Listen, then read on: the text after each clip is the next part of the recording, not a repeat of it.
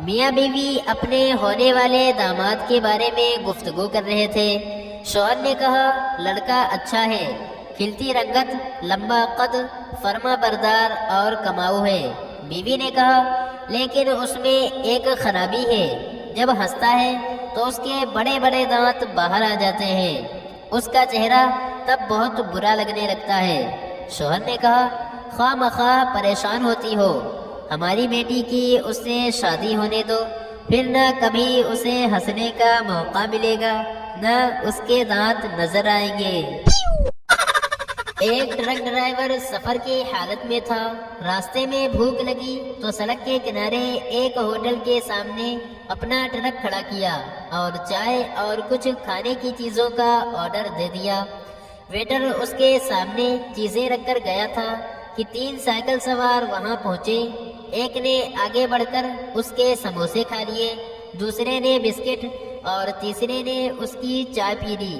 Truck driver خاموش رہا، آہستہ سے اٹھا اور کاؤنٹر پر ساری چیزوں کی قیمت چکا کر باہر چلا گیا۔ وہ تینوں سائیکل سوار ہنسنے لگے۔ ایک بولا دیکھا اس میں غیرت اور مردانگی تو تھی ہی نہیں۔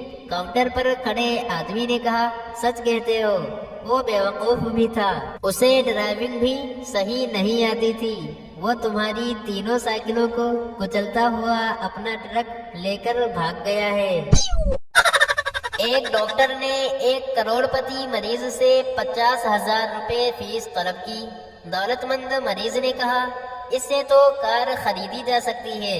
ڈاکٹر نے جواب دیا وہی تو خریدنی ہے۔ ایک خاتون جوتوں کی دکان میں آئی، 20 جوتے دیکھے، کوئی پسند نہ آیا۔ سیلز مین انہیں جوتے دکھاتے دکھاتے تنگ آ گیا۔ بالآخر سینکڑوں جوتے دکھانے کے بعد خاتون کو ایک جوتا پسند آ گیا۔ قیمت پوچھی، قیمت ادا کرنے کے لیے پرس کھولا اور پھر بولی پیسے تو میں بھول ہی آئی، خدا کی قسم یقین کریں میں گھر سے جوتا خریدنے نکلی تھی، آپ جوتا مجھے دے دیں، میں کل آ کر پیسے دے جاؤں گی۔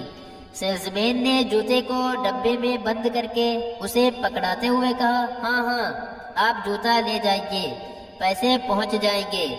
جب وہ خاتون چلی گئی تو دکان کے مالک نے پوچھا کیا وہ تمہاری جان پہچان کی تھی، کیا قیمت دے جائے گی؟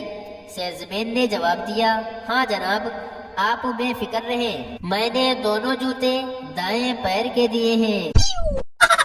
ایک کنجوس نے کسی مجبوری کے تحت کسی دوست کی دعوت کی اور اسے رقعہ بھی لکھا کہ آپ زحمت کر کے آج رات کا کھانا میرے ہاں کھائیں اور جو روکھی سوکھی حاضر ہے قبول فرمائیں۔ مہمان نے سمجھا کہ میزبان نے انکسار سے کام لیا ہے، اس لیے جب وہ وہاں پہنچا اور دسترخوان پر بیٹھا تو دیکھا کہ واقعی دسترخوان پر روکھی سوکھی روٹی اور باسی دال پڑی تھی۔ بہرحال مرتا کیا نہ کرتا، وہ لقمے توڑنے لگا۔ اتنے میں ایک بھکاری نے صدا دی، کنجوس نے اسے ڈانٹ دیا۔ بھکاری نے پھر صدا لگائی تو کنجوس نے غصے سے کہا بھاگ جاؤ، دفع ہو جاؤ یہاں سے ورنہ تمہارا سر توڑ دوں گا۔ مہمان نے جلدی سے کہا بھکاری صاحب چلے جاؤ، آدمی اپنی بات کا پکا ہے، سچ ہے تمہارا سر توڑ دے گا۔